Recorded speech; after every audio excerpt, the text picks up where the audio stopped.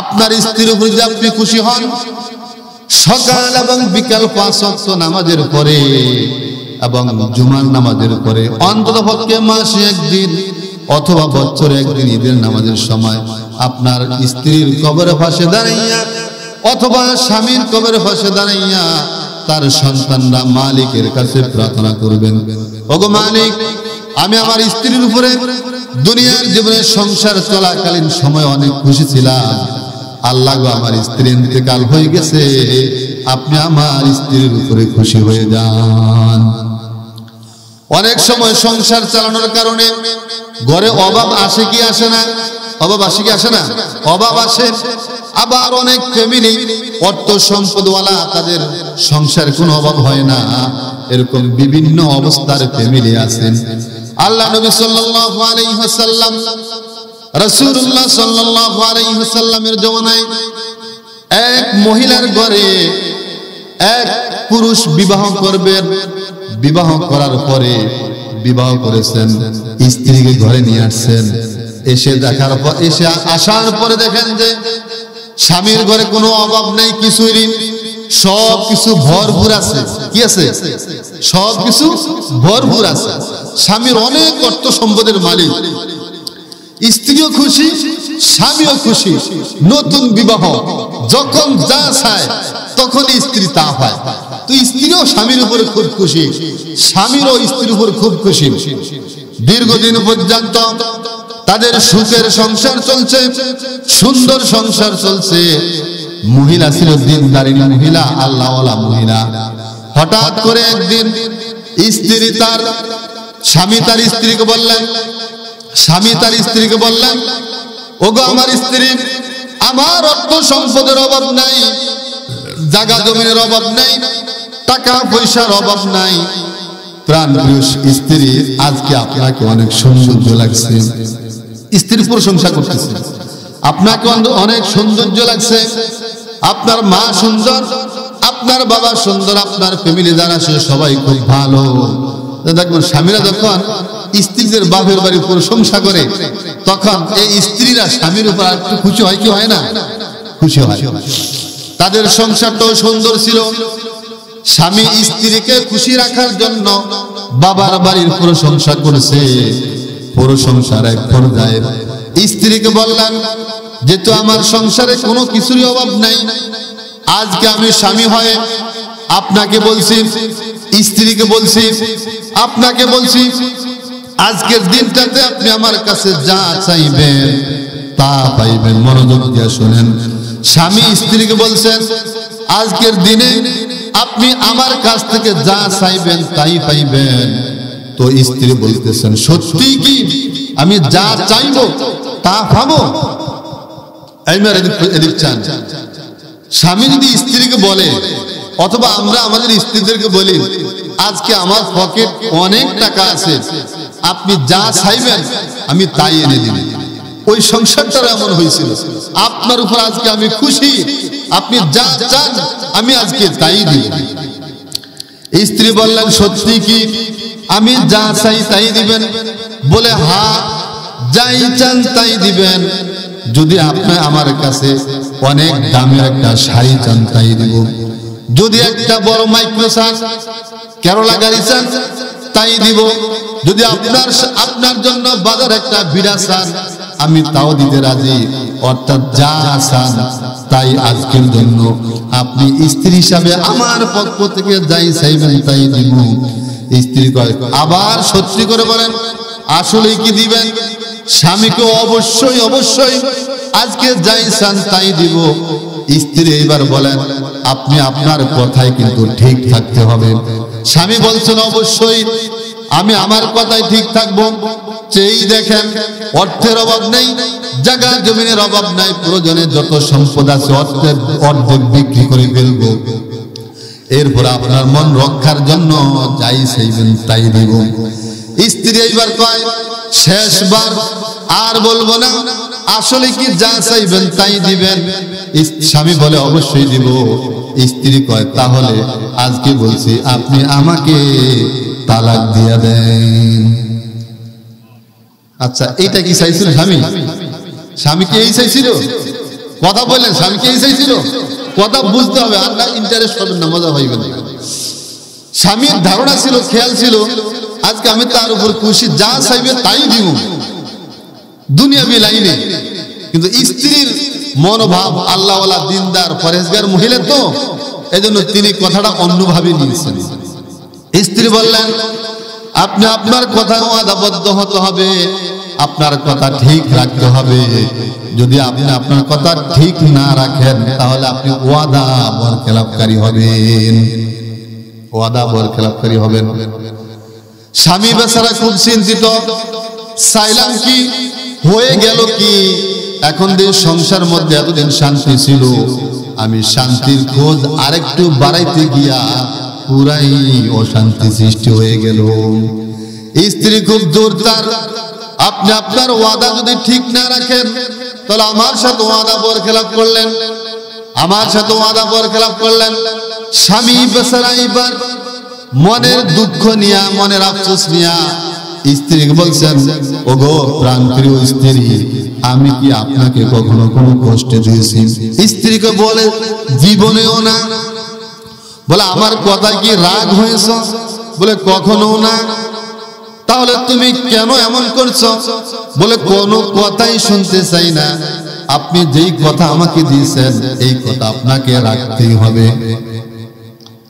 স্বামী বেচারা আরো বেহার, কথা যতই আগাই ততই যে মহা বিপদে পড়ি। কি করা যায়, কি করা যায়, নিজে নিজে খুব পরেশান। স্ত্রীকে বললেন, আপনার কাছে আর কখনো আবদার করব না, আপনি শেষবারের মতো একটা প্রশ্ন জিজ্ঞাসা করতে চাই, আমার সংসার আপনি যতদিন এসেছেন আপনি কি আমার কোনো কাজে কথায় কষ্ট পেয়েছেন? স্ত্রী বললেন, জীবনেও না, কোনো কষ্ট পাই নাই, দুঃখ পাই নাই। তবে যত কথাই বলেন আপনার ওয়াদা আপনি ঠিক রাখতে হবে, না হয় মহা বিপদ আছে। এইবার স্বামী বেচারায় মসজিদের ইমাম সাহেবের কাছে গেল। ইমাম সাহেব, স্ত্রীকে নিয়ে মহা বিপদে পড়ে গেছি, আশার আলো নিয়া, বড় স্বপ্ন নিয়া, বড় আশা নিয়া স্ত্রীকে দেওয়ার জন্য এমন করলাম, এখন যে উল্টা হয়ে গেছে, এখন কোন ব্যবস্থা আছে কিনা? মসজিদের ইমাম সাহেব ছিল আল্লাহ নবীর সাহাবী, তিনি বললেন, আপনাদের এই সমস্যার সমাধান আমি দিতে পারবো না, আপনাদের সমস্যার সমাধান দিবে বর্তমানে যিনি জীবিত আছেন, আমার আপনার নবী, বিশ্ব নবী মুহাম্মদ রাসূলুল্লাহ সাল্লাল্লাহু আলাইহি ওয়াসাল্লাম, তিনি আপনাদের এই সমস্যার সমাধান করে দিবেন। স্বামী কয়, সুন্দর একটা লাইন পাইছি, আমার স্ত্রী তো দিনদার পরহেজগার মহিলা, দিনদারেরই মহিলা, নবীজির কথা অ্যাভয়েড করতে পারবে না। এইবার আমি স্ত্রীকে বলেই দেখি, আমাদের এই সমস্যাটা যদি নবীজি সমাধান করে দেয়, স্ত্রী রাজি কিনা। স্ত্রীকে বললেন, প্রাণপ্রিয় স্ত্রী, যা হয়ে গেছে বাদ, এখন সামনে একটা সমাধানের জন্য যদি আমি একজন লোকের কথা বলি, আপনি রাজি আছেন কিনা? স্ত্রী কয়, সকলের কথা বললে রাজি না, যাকে আমি পছন্দ করি, ভালোবাসি, মহাব্বত করি, আমার জীবনের চাইতে মহাব্বত করি, তার কথাই যদি বলেন তাহলে আমি রাজি আছি। স্বামী কয়, আপনি কার কথা বলছেন? স্ত্রী কয়, আপনি কার কথা বলছেন? একজন আরেকজনকে জিজ্ঞাসা করে, আপনি কার কথা বলছেন? আবার আরেকজন কয়, আপনি কার কথা বলছেন? স্ত্রী কয়, আমি বলছি বিশ্ব নবীর কথা। স্বামী কয়, আমিও তো তার কথা বলছিলাম, আমিও তো তার কথা বলছিলাম। আমাদের এই কঠিন সমস্যাটার সমাধান তিনি ছাড়া আর কাহারও পক্ষে সম্ভব নয়। দোনোজন মিলে নবীজির কাছে সমস্যা সমাধানের জন্য রওনা করছেন। রওনা করে যখন নবীজির বাসভবনের কাছাকাছি গেলেন, যাওয়ার মাঝখানে স্বামী বেচারা উষ্টা খায়া পায়ের একটা আঙ্গুল ভেঙে গেছেন। এইবার স্ত্রী স্বামীকে ওই ভাঙ্গা আঙ্গুলটাকে সেভ করার জন্য, ভালো করার জন্য স্ত্রী বেচারা খুব পরেশান হয়ে গেছে, খুব পরেশান হয়ে গেছে। একবার বনলতা টোকায়, একবার কাপড় খোঁজে, একবার ঔষধ খোঁজে, একবার মলম খোঁজে, চতুর্দিকে দৌড়াদৌড়ি আর পারাপারি। এইবার স্বামী বেচারা মুচকি মুচকি হাসে। এতদিন পর্যন্ত আমার স্ত্রী আমার কাছে তালাক চাইল, আমার কোনো কথা শুনতে রাজি ছিল না। এখন যে আমি বিপদে পড়ে গেছি, আমাকে সুস্থ করার জন্য সে পরেশান হয়ে গেল। স্ত্রী বেচারা, স্ত্রী মহিলায় নিজের কাপড়ের আঁচল ছিঁড়িয়া আঙ্গুলটাকে কোন রকম বাজাইয়া বলে, আর নবীজির কাছে যাওয়ার দরকার নাই, বাড়ির দিকে চলেন। আমি যেই সমস্যার জন্য আপনার কাছে তালাক চেয়েছি, আমি সেই সমস্যার সমাধান পেয়ে গেছি। কথা হয়তো বোঝেন নাই, আমি সেই সমস্যার সমাধান পেয়ে গেছি। স্বামী কয়, কিছুই বুঝলাম না।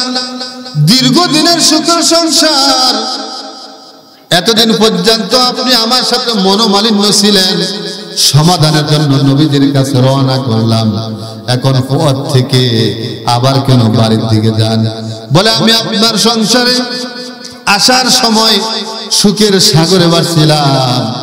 আমি রাসূলের একটা হাদিস শুনলাম, নবীজির একটা বাণী শুনলাম, যে সংসারে কষ্ট নাই, দুঃখ নাই, অভাব, যে সংসারে কষ্ট নাই, দুঃখ নাই, টাকা পয়সার অভাব নাই, ওই সংসারে কখনো আল্লাহর রহমত আসে না। এই জন্য বলছিলাম, যেহেতু আমাদের সংসারে কষ্ট নাই, দুঃখ নাই, অর্থ সম্পদের অভাব নাই, কারণ আমি দিনদারিনী মহিলা, আমি ভেবেছি নবীজির হাদিস অনুযায়ী আমাদের ঘরের মধ্যে অনেক সম্পদ আছে, অনেক জায়গা জমি আছে, কিন্তু আমাদের সংসারের মধ্যে আল্লাহর রহমত নাই। এখন যখন নবীজির কাছে রওনা করছি সমাধানের জন্য, যখন আপনার আঙ্গুল ভেঙে গেছে, তখন বুঝলাম যে অবশ্যই অবশ্যই আমাদের ঘরের মধ্যে আল্লাহর রহমত আছে। যে ঘরের মধ্যে অনেক অর্থ সম্পদ, জায়গা জমি আছে, টাকা পয়সা আছে, প্লেট আছে, ফ্রিজ আছে, অনেক কিছু আছে, কাপড় চোপড়ের অভাব নাই, ওই ঘরটা যদিও দুনিয়ার মানুষের কাছে সুন্দর, কিন্তু আল্লাহর কাছে ওই ঘরটার কোনো দাম নাই, মূল্য নাই, যে ঘরের মধ্যে অভাব অনটন নাই। আমার রাসূল বলছেন, আমার হাবিব বলছেন, যেই ঘরের মধ্যে স্বামী স্ত্রীর মধ্যে গভীর ভালোবাসা আছে, গভীর মহব্বত আছে, ভালোবাসা আছে, ওই ঘরটার মধ্যে যদি অর্থ সম্পদ নাও থাকে, তবে ওই ঘরটার মধ্যে আল্লাহ পাকের রহমত আছে, বরকত আছে, ওই ঘরটা হইল জান্নাতের টুকরা। আম্মা জান হযরতে আয়েশা রাদিয়াল্লাহু তাআলা আনহা নবীজির সবচেয়ে শেষ স্ত্রী ছিলেন। নবীজির স্ত্রী আম্মা জান আয়েশা রাদিয়াল্লাহু তাআলা আনহা, নবীজির স্ত্রীরা আমাদের সকলের আম্মাজি, কথা ঠিক কিনা? নবীজির স্ত্রীরা আমাদের আম্মা জান। আল্লাহ নবীর স্ত্রী হযরত আম্মা জান আয়েশা রাদিয়াল্লাহু তাআলা আনহা পৃথিবীর মানুষগুলোকে লক্ষ্য করে বলছেন, ও দুনিয়ার মানুষেরা শোনো, ও দুনিয়ার মহিলারা শোনো, আল্লাহর এই পৃথিবীতে তোমরা সবাই দেখো, আমিও দেখি, পৃথিবীতে সূর্য কয়টা? সূর্য কয়টা? আরো জোরে বলতে হবে, সূর্য কয়টা? আম্মা জান আয়েশা বলছেন, সূর্য একটা। পৃথিবীর সকল মহিলাদেরকে বোঝানোর জন্য আম্মা জান আয়েশা বললেন, আমার জন্য সূর্য দুইটা। কয়টা? আমার জন্য সূর্য দুইটা। একটা সূর্য আমি সহ সারা পৃথিবীর পুরুষ মহিলা যারা আছে তাদেরকে ছায়া দেয়, আর একটা সূর্য আছে, সেই সূর্যটা শুধু আমাকে ছায়া দেয়। সুবহানাল্লাহ। খুলে বলেন, খুলে বলেন। আম্মা জান আয়েশা বললেন, তোমাদের সকলকে যে সূর্যটা ছায়া দেয়, সেই সূর্যটা পূর্ব দিগন্ত থেকে সকালবেলা উদিত হয়, আর আমার যে সূর্যটা আছে, সেই সূর্যটা রাতের এশার নামাজের পরে আমার ঘরে উদিত হয়। লানা শামসুন ওয়ালিল আফাকি শামসুন, লানা শামসুন ওয়ালিল আফাকি শামসুন ওয়া শামসি আফজালু শামসিস সামাই। আমার দুইটা সূর্য, একটা সূর্য সকালবেলা পূর্ব দিগন্ত থেকে উদিত হয়, আর একটা সূর্য এশারের পরে আমার ঘরে উদিত হয়। আমার ঘরে যে সূর্যটা উদিত হয় সেই সূর্যটা হইল আমার প্রাণপ্রিয় স্বামী বিশ্বনবী জনাবে মুহাম্মদ রাসূলুল্লাহ সাল্লাল্লাহু আলাইহি ওয়াসাল্লাম। আমাদের স্ত্রীরা বলেন আমাদেরকে নিয়ে কি এমন গর্ব করবে? নবীজির উপরে সর্বপ্রথম ওহী নাযিল হইল, কোরআন নাযিল হইল। নবীজির গায়ে ওহী আসার কারণে প্রচন্ড জ্বর হয়েছে। আমাদের সমাজে আমাদের গায়ে যদি জ্বর হয় আমরা শীতে শুয়ে থাকি, ঘর থেকে হুঁশ হয় না। মিষ্টি যদি এনে দেয় বলি তিতা লাগে, বলি কি না? মিষ্টি কি তিতা? জ্বর হওয়ার কারণে মিষ্টি যখন দেওয়া হয়, স্বাদের ফল ফুল দেওয়া হয়, আমরা বলি ভালো লাগে না, তিতা লাগে। এমনি ভাবে আল্লাহ নবীর গায়েও জ্বর এসেছেন ওহী আসার কারণে। নবীজি বলেন মাঝে মধ্যে আমার কাছে যখন ওহী আসতো, আমি যদি ঘোড়ার পিঠের উপরে থাকতাম, ওহীর ভারের কারণে ঘোড়ার পাটা পর্যন্ত মাটিতে গিরে যাইত। ওহীর এত ভার। সর্বপ্রথম ওহী আসার কারণে নবীজির গায়ে জ্বর আসলেন। নবীজি গারে হেরা থেকে আম্মা জান খাদিজার বাড়িতে আসলেন। আম্মা জান খাদিজাকে বলল, খাদিজা আমার কেন যেন ভয় হয়, আমার জীবন নিয়ে আশঙ্কা হয়, আমার মনে হয় আমি আর বাঁচব না, মরে যাব। আমার গায়ে প্রচন্ড জ্বর এসেছে, আমার জীবনের বিষয় আমার খুব ভয় হয়, মনে হয় আমি আর বাঁচব না, এত জ্বর এসেছেন। আম্মা জান খাদিজাকে বললেন, ও খাদিজা আপনি আমাকে জলদি করে চাদর দিয়া ঘুরে দেন, আপনি আমাকে শোয়ে দেন, চাদর দিয়া ঘুরে দেন। আম্মা জান খাদিজা নবী সাল্লাল্লাহু আলাইহি ওয়াসাল্লামকে শোয়া দিলেন, উপর দিয়া গায়ে চাদর দিলেন। নবীজির পাশে বসলেন, স্ত্রী নবীজির পাশে বসলেন আম্মা জান খাদিজা। খাদিজা পাশে বসে নবীজিকে বললেন, ওগো আল্লাহর হাবিব, আপনি বিশ্ব নবী, আপনি সরওয়ারে কায়নাত, আপনি আশরাফুল আম্বিয়া, আপনাকে যদি সৃষ্টি করা না হইতো, আকাশ জমিন পাহাড় পর্বত কিছু সৃষ্টি করা হইতো না। আপনাকে আল্লাহ তাআলা অনেক মহব্বত করেন। দেখেন স্বামীর গায়ে জ্বর, স্ত্রী পাশে বসে নবীজিকে কতগুলা সার্টিফিকেট দিতেছেন, নবীজির প্রশংসা করছেন, আল্লাহ নবীজিকে কতটা ভালোবাসেন সেই কথাগুলো বলছেন। ওগো আল্লাহর হাবিব, আপনি ভয় করবেন না, চিন্তিত হবেন না, পেরেশান হবেন না, ভয় পাবেন না। আপনার ওহী আসার কারণে যে জ্বর এসেছেন, আপনার ভয় পাওয়ার কারণ নাই, কারণ আল্লাহ তাআলা আপনাকে অনেক ভালোবাসেন। কারণ আল্লাহর এই পৃথিবীতে যত আম্বিয়া ইকরাম আসছেন, সকল আম্বিয়া ইকরামের বিষয় খলিলুল্লাহ বলে দিয়েছেন, মুসা কালিমুল্লাহ বলেছেন, ঈসা রূহুল্লাহ বলেছেন, আদম সফিউল্লাহ বলেছেন, অন্যান্য নবীদের ক্ষেত্রে অন্যান্য ভাষা ব্যবহার করেছেন। আর আমাদের নবীজির বিষয় এমন একটা শব্দ ব্যবহার করেছেন যে শব্দটা একমাত্র নবীজির সাথে আর আল্লাহর সাথে সম্পর্ক। অন্যান্য নবীকে অনেক কিছু দেওয়া হয়েছে, আর জানো জানো আমাকে কি দেওয়া হয়েছে, কি বলা হয়েছে? আমাকে আল্লাহ তাআলা হাবিবুল্লাহ বলেছেন। সুবহানাল্লাহ কোন? হাবিবুল্লাহ হইল একবারে কাছের প্রেমিক, এর চাইতে কাছের প্রেমিক হয় না, একবারে কাছের প্রেমিক। খলিলুল্লাহ তো আল্লাহর দোস্ত, মুসা কালিমুল্লাহ তো আল্লাহর সাথে কথোপকথনকারী, আদম সফিউল্লাহ তো অন্য অর্থ। অন্যান্য নবীদের ক্ষেত্রে অন্যান্য শব্দ ব্যবহার করা হয়েছে। যে শব্দগুলোর মধ্যে আল্লাহর সাথে আম্বিয়া কিরামের সাথে এতটা কাছাকাছি পাওয়া যায় না, আর আমার নবীর শানে এমন সুন্দর একটা শব্দ ব্যবহার করেছেন আল্লাহ তাআলা, যে শব্দটা একমাত্র নবীর সাথে আল্লাহর সাথে মানায়, সেই শব্দটা হইল হাবিবুল্লাহ। আম্মা জান খাদিজা পাশে বসে নবীজিকে বলতেছেন, আল্লাহ তাআলা আপনাকে হাবিবুল্লাহ উপাধি দিয়েছেন। আর নবী শুনেন, ওগো মুহাম্মদ আমার প্রাণ প্রিয় স্বামী, আপনি আরো শুনেন, এই মক্কার জমিনে আপনার যতটুকু হায়াত হয়েছে, আপনি যতটুকু হায়াতে মক্কার জমিনে ছিলেন, মক্কার কাফের ছিল, ইহুদি ছিল, নাসারা ছিল, খ্রিস্টান ছিল, অন্যান্য ধর্মের লোক ছিল, অন্যান্য লোক ছিল, কোন লোক 40 বছর পর্যন্ত আপনার বিরোধিতা করেন নাই। মক্কার সকল লোকগুলি, পৃথিবীর সকল লোকগুলি আপনাকে অনেক মহব্বত করত।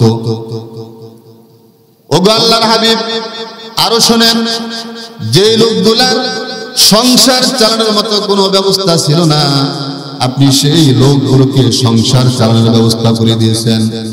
যে লোকগুলো হেদায়েতের উপর ছিল না, আল্লাহর পথে ছিল না, সেই লোকগুলাকে আপনি আল্লাহর পথ দেখাচ্ছেন।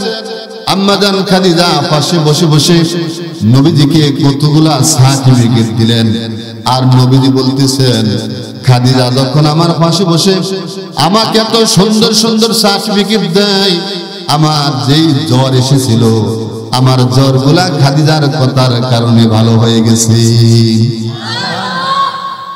মাইকের আওয়াজ যতটুকু যাচ্ছে, সম্মানিত মহিলারা, আমার মা বোনেরা খেয়াল দিয়ে শুনবেন, মনোযোগ দিয়ে শুনবেন।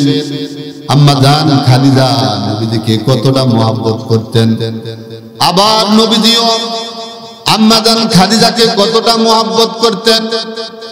একসাথে খানা খেতে বসেছেন আল্লাহর নবী, আম্মা জান খাদিজা একসাথে খানা খেতে বসেছেন। নবীজি খানার মাঝে মাঝে পানি খায়, আম্মা জান খাদিজা খেয়াল রাখে নবীজি গ্লাসের কোন সাইড দিয়া, কোন পাশ দিয়া খানা পানি খায়। আম্মা জান খাদিজা খেয়াল রেখেছেন। আম্মা জান খাদিজার যখন পিপাসা হয়েছে, ভাত খাওয়ার মাঝে, খানা খাওয়ার মাঝে, রুটি খাওয়ার মাঝে যেই জায়গা দিয়া নবীজি পানি পান করেছেন, আম্মা জান খাদিজা গ্লাসটার সেই জায়গা দিয়াই পানি পান করেছেন। আচ্ছা, এটা কিসের থেকে হয়? মহব্বত থেকে হয় না? ভালোবাসা থেকে হয় না? অনেক মহব্বত হইলেই হয়।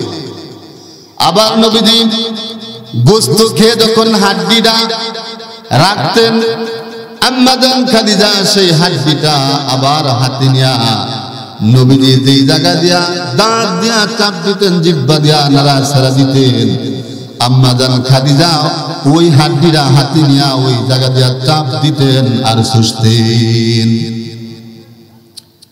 এত মহব্বতের কারণে আল্লাহ নবী স্ত্রী আম্মা জান, আমাদের আম্মা জান খাদিজা রাদিয়াল্লাহু তাআলা আনহা নবীজিকে কতটা মহব্বত করতেন, খেয়াল করে শুনবেন।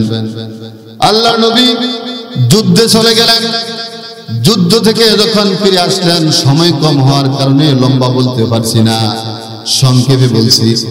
আম্মা জান খাদিজা নবীজি যুদ্ধে গেলেন, যুদ্ধ থেকে হুজুর যখন বাড়িতে ফিরলেন, আম্মা জান খাদিজাকে বললেন, ওগো খাদিজা, খাদিজাকে বললেন, ওগো খাদিজা, 3 দিন পর্যন্ত যুদ্ধ করলাম, পেটে কোনো খাবার ছিল না, ক্ষুধার্ত অবস্থায় বাড়িতে এসেছি, খাবারের কোনো ব্যবস্থা আছে কিনা? আম্মা জান বললেন, ততটা ব্যবস্থা নেই, 2টা খেজুর আছে, আর পাশের বাড়ির মহিলা 1 পেয়ালা দুধ দিয়ে গেছে, একটা খেজুর আমি খেয়েছি, আর দুধগুলা আর একটা খেজুর আপনার জন্য রেখে দিয়েছি।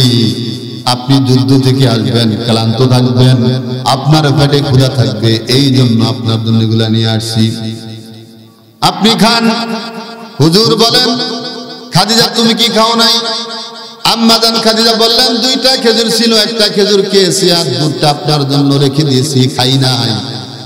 হুজুর বললেন, খাদিজা তুমি বসো, যতটুকু আছে একটা খেজুর আছে আমি অর্ধেক খাবো আর অর্ধেক তোমাকে খাওয়াবো, আর যেই দুধটা আছে এই দুধটা আমি অর্ধেক খাবো আর অর্ধেক তোমাকে খাওয়াবো। বলেন এই কাজগুলি কিসের জন্য হয়? মুহাব্বতের কারণে হয় না? যখন দুজন বসে, নবীজি এবং আম্মাজান খাদিজা বসে খানা খেতে বসেছেন, নবীজি খাদিজাকে বললেন, খাদিজা আপনি ছিলেন মক্কার সবচেয়ে ধনী নারী, মক্কাতে আপনার মতো ধনী কোনো নারী ছিল না, আপনার অনেক অর্থ সম্পদ ছিল, তখনকার আমলে 40 মণ স্বর্ণ ছিল। আপনি সেই স্বর্ণগুলা দিন গ্রহণ করার কারণে, ইসলাম গ্রহণ করার কারণে আপনার সমস্ত সম্পদগুলা আমি নবীকে দিয়ে দিলেন। অথচ আপনি সেই সম্পদগুলা যদি নিজের জন্য রেখে দিতেন, অর্থ সম্পদগুলা নিজের জন্য রেখে দিতেন, আজকে এই খাবারের জন্য এই দৃশ্য হতো না। নবী আম্মা জান খাদিজা রাদিয়াল্লাহু তাআলা আনহা দু চোখের পানি ছেড়ে দিয়ে বললেন, ইয়া রাসূলুল্লাহ, আপনাকে যেই দিন বিবাহ করেছি আমার মক্কার সমস্ত সম্পদগুলা 40 মণ স্বর্ণ আপনাকে দান করে দিলাম, আপনি তো সেই সম্পদগুলা নিজের জন্য রাখেন নাই, আপনি সেই সম্পদগুলা দিন প্রচারের জন্য, কোরআন প্রচারের জন্য, ইসলাম প্রচারের জন্য বন্টন করে দিয়েছেন। সেইগুলো নিয়ে কখনো কথা বলি নাই। আল্লাহ যতদিন বাঁচিয়ে রাখবেন আমার এই সম্পদের বিষয়ে আপনাকে কখনো কিছু বলবো না। ওগো আল্লাহর হাবিব, কথা যখন উঠাইছেন, আপনার কাছে আমার 3টা চাওয়া আছে, আপনি যদি অনুমতি দেন আমি 3টা চাওয়া আপনার কাছে আবদার করব। যদি আপনি অনুমতি দেন আমি 3টা আবদার আপনার কাছে করব। স্বামী স্ত্রীর কতটা মিল মোহাব্বত, ওয়াজআলা বাইনাকুম মাওয়াদ্দাতাও ওয়া রাহমা। স্বামী স্ত্রী যখন যৌবন থাকে তখন একটা ভালোবাসা থাকে, তবে ওই ভালোবাসাটা থাকে একটু আলাদা আলাদা ভাব, একটু তো একটু বেশ কম যদি হয় দুজনের মধ্যে ঝগড়া বেঁধে যায়। আর আল্লাহ তাআলা বলছেন, ওয়াজআলা বাইনাকুম মাওয়াদ্দাতাও ওয়া রাহমা।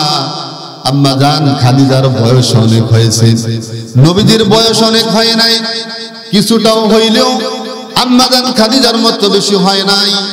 যখন উভয়ের মধ্যে একটা বয়সের সীমা অতিক্রম হয়েছে, ওয়াজআলা বাইনাকুম মাওয়াদ্দাতাও ওয়া রাহমা, যৌবনের যে ভালোবাসাটা ছিল সেই ভালোবাসাটা ছোটকাল থেকে দুজনের মধ্যে মোহাব্বত থাকার কারণে সেই মোহাব্বতটা বয়স হওয়ার কারণে সেই মোহাব্বতটা আরো গভীর হয়ে গেছে।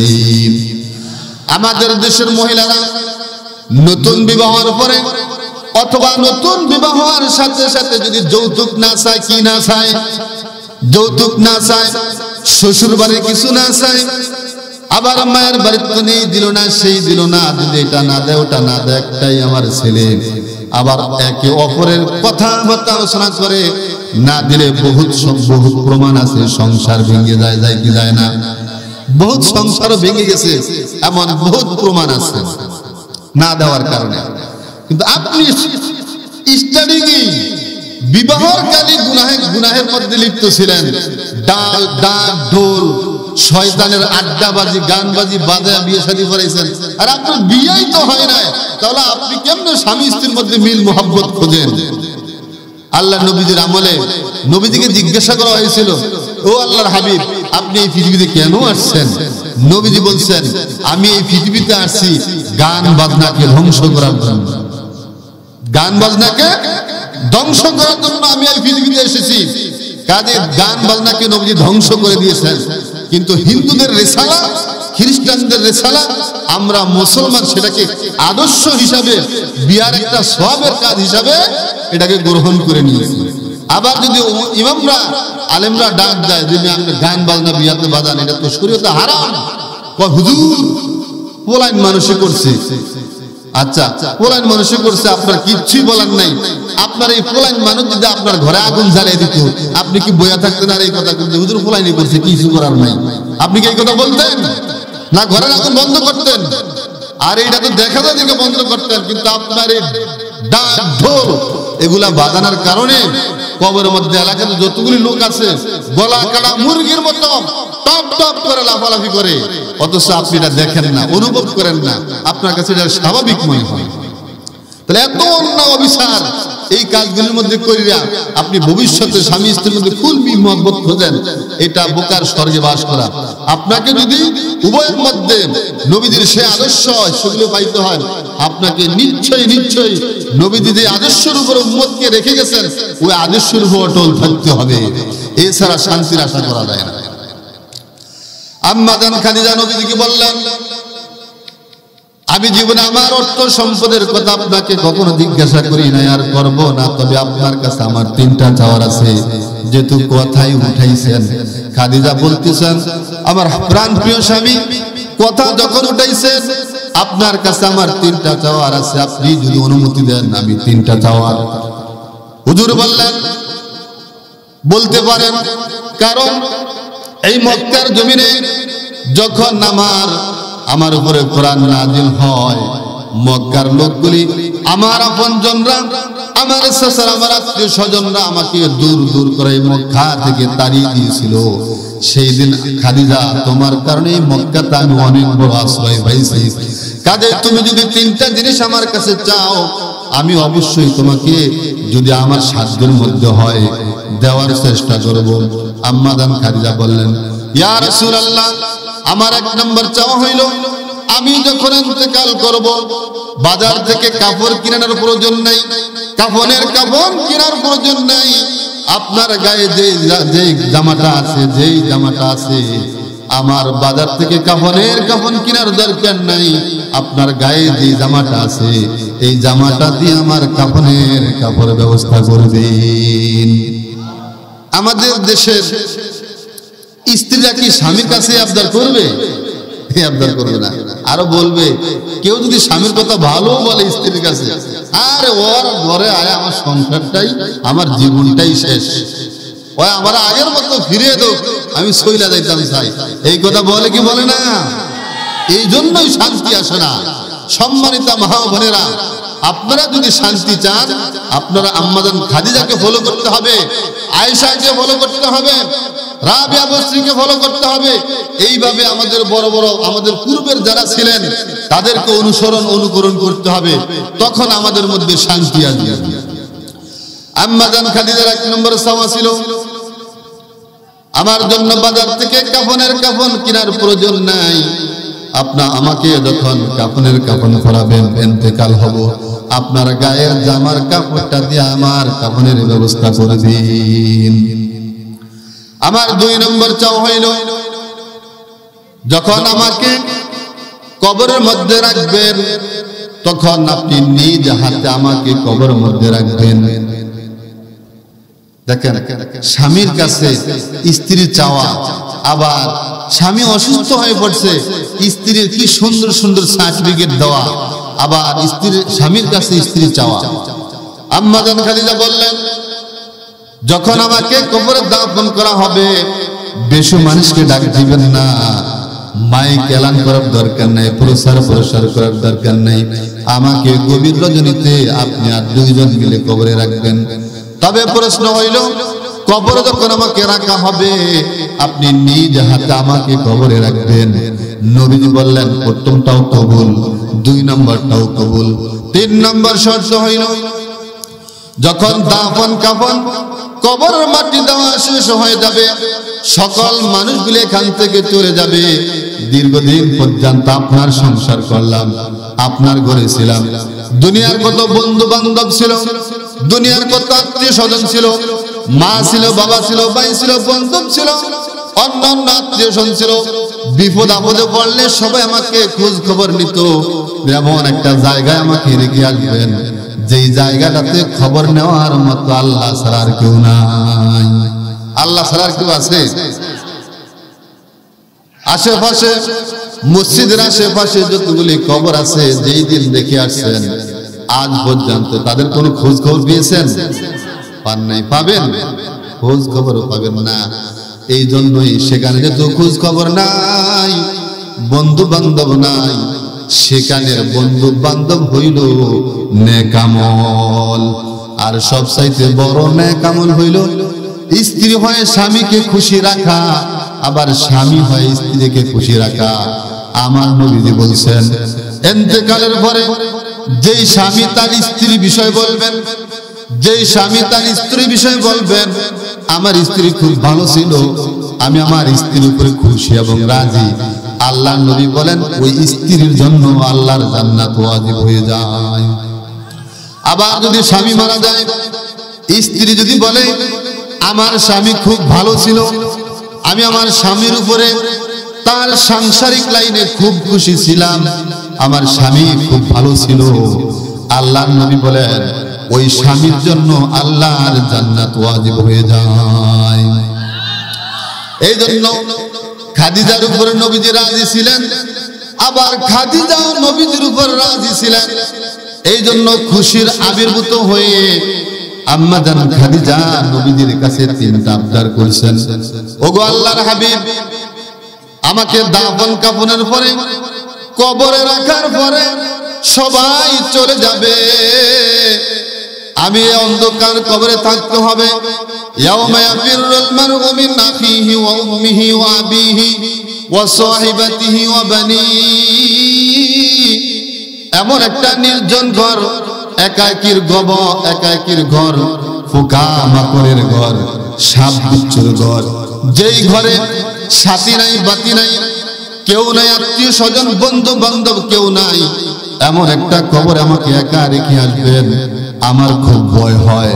কাজে সবাই যখন আমাকে দাফন করে চলে যাবেন, সকলে চলে যান, আমাকে তিনটা প্রশ্ন যখন করবে, এই তিনটা প্রশ্নের জবাব না দেওয়া পর্যন্ত গো স্বামী মুহাম্মদ সাল্লাল্লাহু আলাইহি ওয়াসাল্লাম, প্রাণ প্রিয় স্বামী, দীর্ঘদিন আপনার খেদমত করেছি, আমাকে কবরে রাখার পরে সবাই যখন চলে যাবে, আপনার কাছে 3 নম্বর শর্ত হইল, আবদার হইল, আপনি আমার কবরের তিনটা প্রশ্নের জবাব না দেওয়া পর্যন্ত আমার কবরের পাশ থেকে যাবেন না।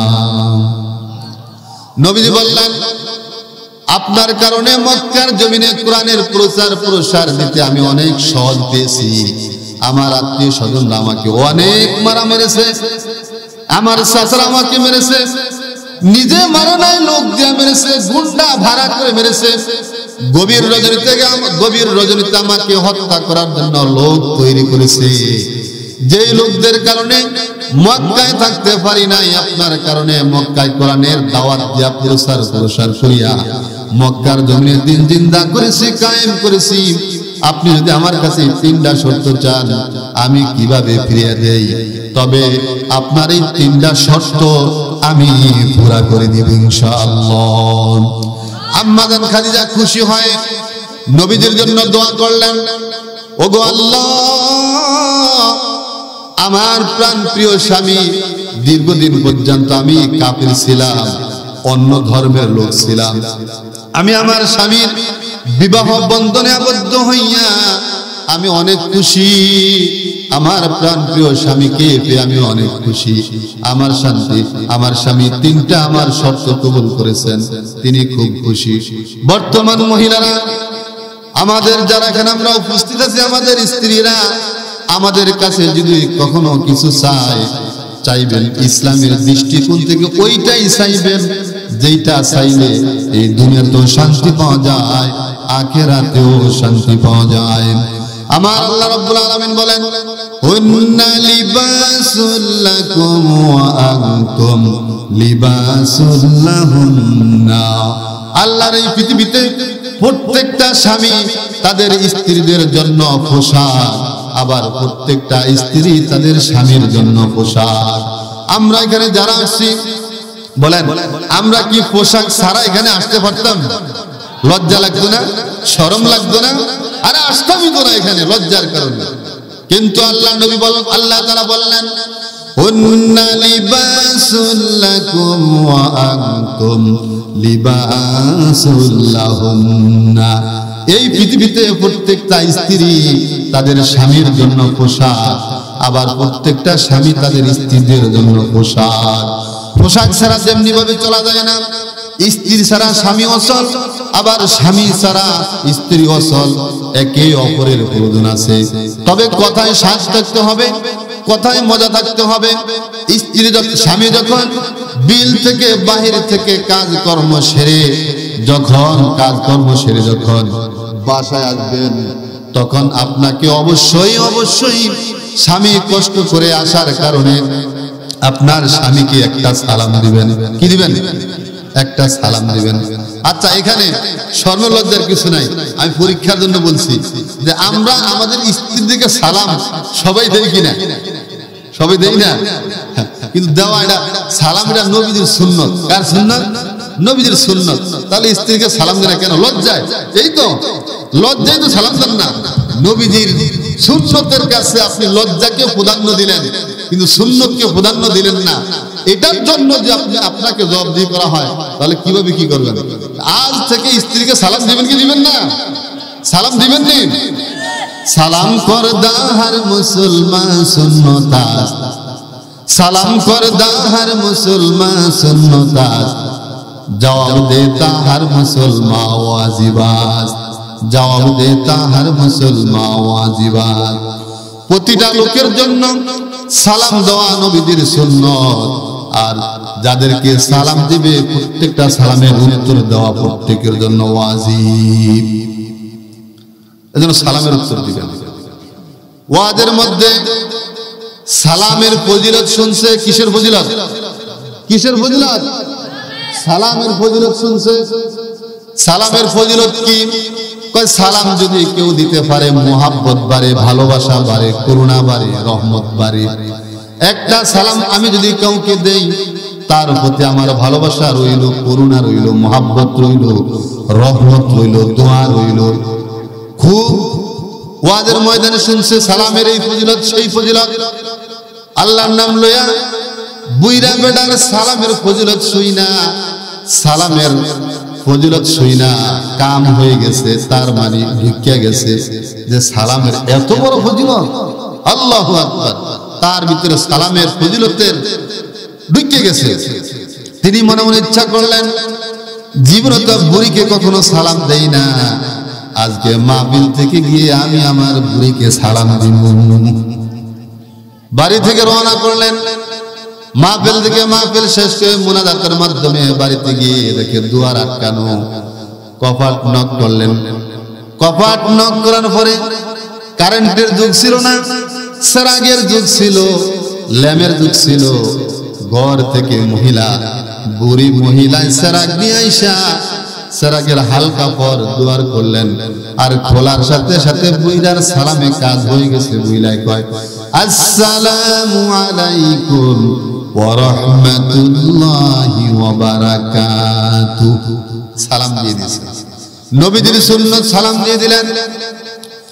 বুড়ি এইবার বুইরার সালাম শুইনা হাতের টেনে সেরাগ পালায়া দিয়া দৌড় দিছে। তোরা কে কোথায় আছ? নাইনাতুর শাহাবুদ্দিন, গিয়াসউদ্দিন, আলাউদ্দিন, তোরা কে কোথায় আছ? তারা ঘুম থেকে সেরবা খাউটা, কি হইছে, কি হইছে দাদি, কি হইছে? কয় তোর দাদারে ভূতে ধরেছে। কিসে ধরছে? ভূতে ধরেছে। কারণ সালামের অভ্যাস তো ছিল না, তবিয়ত ছিল না, সালামের ফজিলত জানা ছিল না, যার কারণে নতুন তো এই জন্য খুব ভয় পেয়ে গেছে। আমি বলতে চাই, বলেন ভূতে পেয়েছে না সুন্নতে পেয়েছে? আজ থেকে আমাদের বুইরা যারা এখানে আছেন, বুড়া মুরব্বীরা, বাবারা, আমার সম্মানিত চাচারা, আজ থেকে প্রতিবার বাসায় যখন ঢুকবেন সালাম দিয়ে প্রবেশ করবেন। আসসালামু আলাইকুম ইয়া আহলাল বাইত। সালাম দাও না, সালাম না দেওয়ার কারণে স্বামীর সাথে স্ত্রীর মহব্বত নাই, স্ত্রীর সাথে স্বামীর মহব্বত নাই। স্বামী বাহির থেকে গরম গরম মেজাজ নিয়া কোন রকম তুমি সারা, আপনি সারা বলে। কই রে তুই বলে, কি বলে না? তুই তুই করে স্ত্রীকে তুই তুই করে বলে। অনেক মানুষ পাওয়া যায়, স্ত্রীকে তুই তুই বলা যাবে না। আল্লাহ নবী তুমি বলতেন, আপনি বলতেন। এইটা হইল মধুর ভাষা, এইটা হইল ভালোবাসা, এটা হইল সাহিত্যিক ভাষা। তুই বর্তমানে এই শব্দটা বাংলাদেশের একটা লজ্জাজনক শব্দ। কাজে আজ থেকে কেউ তার স্ত্রীকে তুই সম্বোধন করবেন না, সালাম দিবেন, তুমি বলবেন। আর যদি আর একটু ভালো মতো বলতে পারেন আপনি বলবেন, তবে ডিজিটাল শব্দের সাথে জড়িত আছে তুমি, এটা বলবেন। তো বলে সালাম দিবেন। সালাম দেওয়ার সাথে সাথে আপনার স্ত্রী আপনাকে আগের থেকে কিছুটা চেঞ্জ হবে। আজকে ওয়াজে গিয়ে মনে হয় আমার স্বামীর কিছুটা তবিয়ত চেঞ্জ হয়েছে, কাজেই এখন তার সাথে রাগারাগি উঠাউঠা করা যাবে না। যাক, সালাম দিয়েছেন ভালো, এইবার আমি আমার স্বামীকে কষ্ট করে ঘুম থেকে লেপ ঠান্ডা থেকে উঠে আমি ভাত দেই, পানিটা গরম করে দেই, ভাতগুলা রান্না করে দেই, মহাব্বত বেড়ে যাবে। এইভাবে একটা থেকে একটা সুন্নত, একটা থেকে দুইটা তিনটা, এইভাবে করতে করতে এক সময় দেখবেন একটা সুন্দর সুন্নতওয়ালা পরিবেশ আপনাদের সমাজে, আমাদের সমাজে তৈরি হয়ে, বলেন কথা ঠিক কিনা? আম্মা জান খাদিজা তিনটা শর্ত নবীজি মেনে নিলেন। এইবার নবীজি যখন আম্মা জান খাদিজা ইন্তেকাল করলেন, ইন্তেকাল করার পরে রাসূলুল্লাহ সাল্লাল্লাহু আলাইহি সাল্লাম নিজের গায়ের জামা দিয়া, এর আগে একটু কথা বলে রাখি, আম্মা জান খাদিজাকে বললেন, নবীজি বললেন, ও আম্মা জান খাদিজা, আমার জামার কথা কেন বললেন? আম্মা জান খাদিজা বললেন, আপনি বিশ্ব নবী, আপনি সকল নবীদের সর্দার, আপনি যদি না আসতেন এই পৃথিবী বানানো হইতো না, আকাশ বানানো হইতো না, জমিন বানানো হইতো না, 18,000 মাখলুকাত কিছু বানানো হইতো না, আমরা মানুষও হইতাম না, জিন ফেরেশতা কিছু সৃষ্টি করা হইতো না। আপনি বিশ্ব নবী, আপনার গায়ের জামা যদি আমি খাদিজার গায়ের কাপড় হিসাবে দেখি, তাহলে কবরের মাটির এই সাহস হবে না যে নবীদের গায়ের কাপড়কে আমি মাটি দিয়া চাপা দিই। কতটা আন্তরিকতা নবীদের জামার প্রতি, নবীদের প্রতি তো আছেই, জামার প্রতি। কবরের চাপ থেকে বাঁচার জন্য স্ত্রী হয়ে স্বামীর কাছে আবদারের মাধ্যমে কাফনের কাফন জামা হিসাবে ব্যবহার করার জন্য বলছেন। বুঝলাম খাদিজা, দ্বিতীয়টা আমাকে কবরে রাখার জন্য কেন বলছেন? খাদিজা বললেন, আপনার মতো পাওয়ারফুল দামি নবী, সম্মানিত নবী যদি আমার মতো খাদিজাকে কবরে রাখেন, তাহলে আমি আমার এতটুকুই ভরসা আশা পাবো যে বিশ্ব নবী মুহাম্মদ সাল্লাল্লাহু আলাইহি ওয়াসাল্লাম আমাকে কবরে রেখেছেন। তৃতীয় নম্বর কেন বলছেন? সবাই চলে যাবে, আমি কেন যাব না, এই কথা কেন বলছেন? খাদিজা বলেন, আমাকে যখন কবরের মধ্যে তিনটা প্রশ্ন করা হবে, এক নম্বর প্রশ্ন হবে মার রব্বুকা, কি প্রশ্ন হবে? তাকে আম্মা জান খাদিজাকে যেমন প্রশ্ন করবেন মার রব্বুকা, আমাদের কি করবেন কিনা? আমাদেরকেও করবেন। আম্মা জান খাদিজার মধ্যে যদি রবকে এই পরিচয় আল্লাহ নেওয়ার জন্য আম্মা জান খাদিজা আল্লাহকে এতটুকু ভয় করে, তাহলে আমাদের কতটুকু করা দরকার? আমাদের কতটুকু করা দরকার? তার চেয়ে কম না বেশি? অনেক অনেক গুণ বেশি না? অনেক অনেক অনেক। মার রব্বুকা যখন আমাকে প্রশ্ন করা হবে, আমি যদি ভুলে যাই, এই জন্য ওগো নবীজি, ওগো স্বামী, আপনি আমার রবের প্রশ্নটা উত্তর দিয়ে দিবেন। 2 নম্বর অমান দিনুকা, আপনি কোন ধর্মের ছিলেন, এই প্রশ্ন যদি আমাকে করা হয়, তখন আমি উত্তর দিতে পারি কি পারি না, বলতে পারি না, আপনি আমার উত্তর দিয়ে দিবেন। 3 নম্বর হলো অমান নবিউকা, আপনার নবীকে এই প্রশ্ন যদি করা হয়, আপনি তো স্বয়ং উপস্থিত থাকবেন, আমার এই 3টা প্রশ্নের উত্তর আপনি দিয়ে দিবেন। এই জন্য আপনাকে বলছি, সকল মানুষ চলে যাবে, আপনি থেকে যাবেন। সকল মানুষ চলে গেল, আল্লাহ নবী আম্মা জান খাদিজার কবরের পাশে দাঁড়িয়ে রইলেন। আল্লাহ তাআলা আকাশ থেকে জিবরাইল পাঠিয়ে দিলেন, নবীজিকে বললেন, যাও। নবীজিকে জিবরাইল বললেন, আমাকে আল্লাহ আপনার কাছে সালাম পাঠিয়েছেন, আপনার এখানে দাঁড়িয়ে থাকা লাগবে না, আপনি চলে যান। আম্মা জান খাদিজার প্রশ্নের জবাব আল্লাহ স্বয়ং নিজে দিয়ে দিবেন। এটাই হচ্ছে স্বামী এবং স্ত্রীর মুআমেলাত, মুবাশিরাত, চলাফেরা, আদব আখলাক। এই জন্য নবীজির আদর্শ স্বামী স্ত্রী হিসাবে আমাদের কাছে। আরেকটা ওয়াকিয়া বলি, নবীজির 4 জন স্ত্রী একসাথে বসা। নবীজি 11টা বিবাহ করেছেন। অনেকে বলতে পারেন এত বিবাহ করলো কেন? ইসলামের জন্যই করেছে, ইসলামের খাতির জন্য করেছে, দ্বীনের স্বার্থের জন্য তিনি 11টা বিবাহ করেছেন। তবে 11টার মধ্যে 10টাই ছিল বিবাহিত আর 1টা ছিলেন অবিবাহিত। তিনি হচ্ছেন আম্মা জান আয়েশা রাদিয়াল্লাহু তাআলা আনহা। আল্লাহ নবীর চারজন স্ত্রী একসাথে বসা, চারজন স্ত্রী বসা অবস্থায় নবীজি সেখানে আসলেন, এসে তাদেরকে সালাম দিলেন, আসসালামু আলাইকুম ওয়া রাহমাতুল্লাহ, আপনারা এখানে কি করেন? বলে আমরা চারজন আমাদের স্বামীকে নিয়ে গর্ব করতেছি, অহংকার করতেছি, গৌরব করতেছি। চারজনের মধ্যে একজন বলতেছেন, তোমরা তিনজনে কি জানো আমার স্বামীকে? স্ত্রীরা স্বামীর বিষয় কি গৌরব করতেছেন, অহংকার করতেছেন। বর্তমান স্বামীরা, বর্তমান স্ত্রীরা আমাদের স্বামীদেরকে একবারে পচা মূলার মতো সস্তা দামে বিক্রি করে ফেলায়, ঠিক না কথা? পচা মূলার মতো যখন বেচা যায় না, আটা না, তখন এই হালকা নষ্ট করে। কিন্তু চারজন স্ত্রী নবীজির একসাথে বসা, চারজনে মিলে নবীজির গুণ প্রশংসা করছেন। একজনে বলছেন, তোমরা কি আমার স্বামীকে চিনো? বলে হ্যাঁ চিনি। বলে আমার স্বামী হচ্ছে বিশ্ব নবী। সুবহানাল্লাহ কোন? আমার স্বামী আমাকে কখনো রাগ করে নাই, আমার স্বামী আমাকে কখনো ঠগায় নাই, আমার স্বামী কখনো আমাকে গালিগালাজ করে নাই, আমার স্বামী আমাকে কখনো বকা দেয় নাই, আমার স্বামী কখনো এই কথা বলে নাই বাপের বাড়ি চলে যাও, আমার স্বামী কখনো এই কথা বলে নাই বাপের বাড়ি থেকে যৌতুক নিয়ে আসো, আমার স্বামী কখনো আমাকে বলে নাই তোমার এই কাজটা আমার পছন্দ হয় নাই। বরং আমার স্বামী সব সময় আমার উপরে খুশি ছিল এবং আমি স্ত্রী হইয়াও স্বামীর উপরে খুশি।